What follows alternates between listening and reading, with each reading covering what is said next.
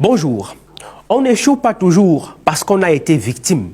On échoue souvent parce qu'on a volontairement fabriqué les conditions de sa propre chute, parce qu'on a préféré le vacarme à la rigueur, la mise en scène à la construction, la confrontation au travail.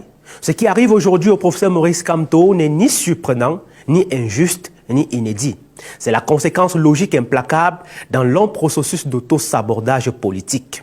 Le fait que sa candidature n'ait pas été retenue à l'issue de l'examen des 83 dossiers par le Conseil électoral d'Elections Cameroun est le fruit de choix personnels, de postures déconnectées de la réalité et d'un entêtement stratégique difficile à expliquer même pour ses propres partisans.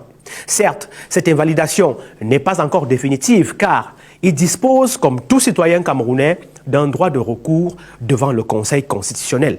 Mais à dire vrai, ses chances de réintégration dans la liste des candidats sont extrêmement faibles, car au-delà du bicéphalisme qui affecte aujourd'hui la présidence du Manidem, plusieurs autres griefs que nous n'évoquerons pas ici volontairement pèsent sur son dossier. Le problème fondamental n'est pas que le professeur Maurice Kamto ait été investi par le Manidem. Ce n'est pas le cas. Il a été désigné candidat par le Manidem, certes, mais dirigé de manière contestée par Anissé Ekane. Pourtant, c'est ce même Manidem qui, au même moment, a vu émerger une seconde candidature portée par Dieudonné Yebga, reconnue par une décision de justice comme président légitime après avoir attaqué Anissé Ekane devant les tribunaux. Deux candidatures émanant du même appareil sur fond de contentieux judiciaire donc. Une situation de bicéphalisme avéré qui viole le code électoral, lequel exige clarté, unicité et légitimité dans la désignation d'un candidat par un parti politique. Ce cas ne saurait être comparé à celui du Rassemblement démocratique du peuple camerounais comme veulent le faire croire certains qui a également vu deux noms apparaître dans les dépôts de candidature. Celui du président Paul Biya, président national du RDPC, investi légalement par son parti, et celui de Léon Teller Onana, simple militant qui s'est autoproclamé candidat sans investiture, sans aval, en totale violation des statuts du RDPC. Or, les textes organiques du RDPC sont clairs. Le président national est le candidat naturel du parti à toute élection présidentielle. Sa candidature a été portée par le secrétaire général du comité central, Jean Kuete, on a tous vu, qui a signé sa lettre d'investiture. Dans ce cas, il n'y a aucun flou, aucun bicéphalisme, aucune ambiguïté. Un parti structuré peut avoir des candidats non investis qui tentent des aventures personnelles, mais le cas du Manidem est fondamentalement différent. Il s'agit là de deux candidatures concurrentes, chacune portée par des factions rivales qui revendiquent l'une et l'autre la direction légale du même parti. Une impasse donc. Et c'est là que la responsabilité du professeur Maurice Kamto interroge. Comment un homme aussi averti, juriste émérite, professeur de droit, ancien ministre de la République, peut-il s'engager dans une procédure aussi incertaine en s'adossant à une formation en conflit de leadership dont la présidence est suspendue à une décision judiciaire défavorable? Était-il mal informé? Ou a-t-il consciemment pris ce risque dans une logique de confrontation programmée? Car les faits montrent qu'il avait d'autres options. Il avait par exemple été approché, selon nos informations, par le Front des démocrates camerounais FDC de Denis Emilien Atangana, parti légalement reconnu, structuré, sans conflit interne et qui a présenté le plus jeune candidat validé de cette élection présidentielle. Le professeur Maurice Kamto aurait pu y trouver un cadre clair, un abri institutionnel solide, une légitimité renforcée. Il a décliné cette offre et cela interroge. Il avait aussi, selon nos informations, approché un parti politique bien structuré dont le socle est à Banka, à l'ouest du Cameroun. Des discussions qui étaient bien avancées auraient été interrompues, estompées, sans raison, pour nous sortir ce qu'ils ont appelé le contrôle orienté vers le Manidem. Pourquoi donc refuser une main tendue sérieuse? Pourquoi s'engager avec un parti en plein naufrage juridique?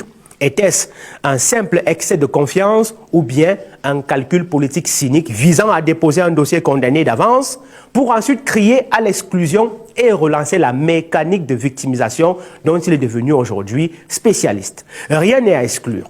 Et pendant que ce scénario bancal se déroulait, Les autres partis politiques, eux, travaillaient.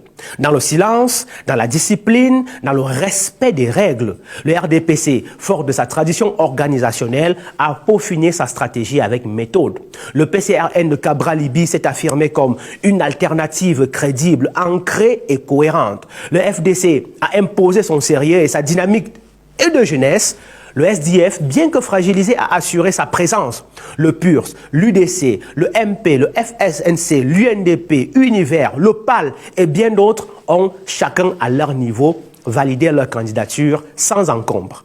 Pendant ce temps, le MRC lui brillait par son absence électorale et son omniprésence numérique toxique. Car, il faut oser le dire avec courage, pendant que les autres bâtissaient, les partisans du MRC et plus largement ceux de la nébuleuse radicale qui gravite autour du professeur Maurice Kamto passaient leur temps à brocarder tout sur leur passage.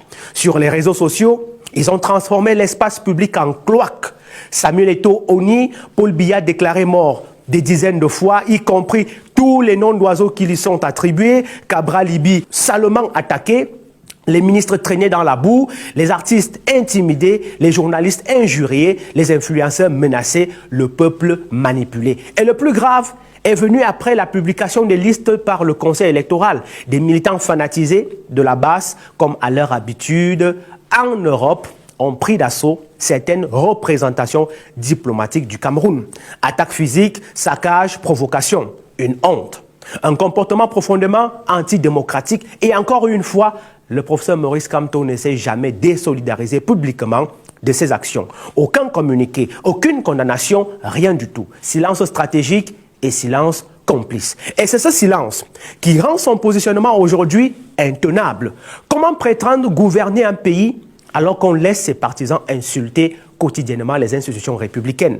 Comment aspirer à la magistrature suprême sans jamais appeler au calme, au respect, à la responsabilité? En politique, le style, la parole, la posture, tout compte. Dans ce registre, le professeur Maurice Kamto s'est laissé déborder par les extrêmes qu'il a nourris, tolérés, flattés. Il n'a plus une base politique, il a un fan club numérique. Mais un fan club ne gagne pas une élection. Il crispe, il effraie, il détruit. C'est cet état de choses qui fait aujourd'hui que le MRC n'ait aucune existence électorale. Pas de conseiller, pas de maire, pas de député, pas de sénateur, aucun ancrage, aucun relais, rien. Ce n'est pas une exclusion orchestrée d'en haut comme on veut le faire savoir. C'est un effondrement volontaire. Une opposition qui a fait le choix du boycott permanent, de l'inaction, du désengagement. Une stratégie de la chaise vide qui se transforme aujourd'hui vraiment en chaise vide tout court. La vérité, c'est que même si le Conseil constitutionnel venait par magie, contre toute attente, à réintégrer le professeur Maurice Kamto dans la course, cela ne changerait pas le fond du problème. Son isolement est total, sa stratégie est illisible, son appareil est inexistant, son discours est figé et son entourage est devenu un problème plus qu'un atout. Et le peuple camerounais a compris qu'il mérite mieux que des jérémiades. Il mérite une opposition sérieuse, respectueuse, rigoureuse. Pas une plateforme d'agitation continue. Et c'est cette opposition patriote qui est adulée aujourd'hui. Regardez par exemple le comportement de Cabral Libye. Il a été attaqué juridiquement en interne. Il a essuyé des échecs juridiques. Il a accepté dans un comportement patriote à nul autre pareil. Il a même parfois été attaqué par des institutions. Mais il a su user de sa patience, du respect des institutions républicaines et aujourd'hui, il a eu gain de cause dans un pays qu'on dit hostile aux opposants. Aujourd'hui, il est en course à la présidentielle. Les cas des ministres Issa Tiroma Bakari et Bello Bouba Maïgari, jusqu'à hier, soutien inconditionnel de Paul Biya, mais aujourd'hui, ont vu leur nom sur la liste. Si le régime avait une emprise sur le conseil électoral, comme on veut le laisser entendre, leur candidature n'allait jamais prospérer. Mais ce sont des gens qui ont bâti leur validation de candidature depuis longtemps en ayant des élus locaux, en allant aux élections législatives et municipales et non en les boycottant. Au sein du MRC, combien de rêves brisés? Combien de démissions des gens qui avaient l'espoir de devenir maire, députés, conseillers municipaux et bien d'autres? Pourquoi avoir choisi de manière unilatérale de boycotter des élections qui ouvraient pourtant directement les portes d'une candidature à la présidentielle pour aujourd'hui venir faire du Yango dont le GPS ne rassure même pas sur la destination. Le professeur Maurice Kamto aurait pu jouer un rôle central dans la recomposition démocratique du Cameroun. Il a préféré devenir le héros d'un roman de chaos.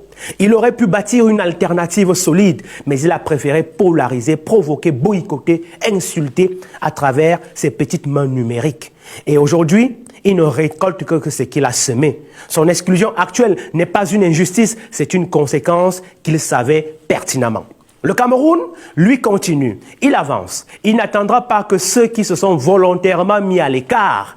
Le Cameroun appartient à ceux qui le respectent, qui le servent, qui le construisent, pas à ceux qui le déchirent pour mieux exister.